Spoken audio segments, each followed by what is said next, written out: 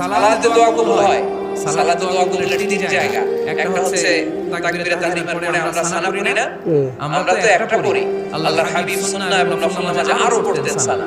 ওই দোয়া কবুল হয়। দুই নম্বর জায়গা সালাতে সিজদায় পড়ে দোয়া করলে কবুল হয়। আকরাবু মা ইয়াকুনুল আবদু মির রাব্বিহি ওয়া হুয়া সাজিদ ফাকসিরু ফিহি দুআ।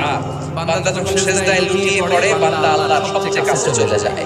কিন্তু বিশ্বনবী বলেন সিজদাটা তোমার রবের কুদরতি পায়ের উপরে পড়েছে। সিজদায় পড়ে দোয়া করে। সালাম ফিরানোর আগে বিশ্বনবী দোয়া করতেন। লা ইউসাল্লিমান্না আহাদুকুম হাত্তা ইয়াতাআওয়াযা মিন আরবা'a।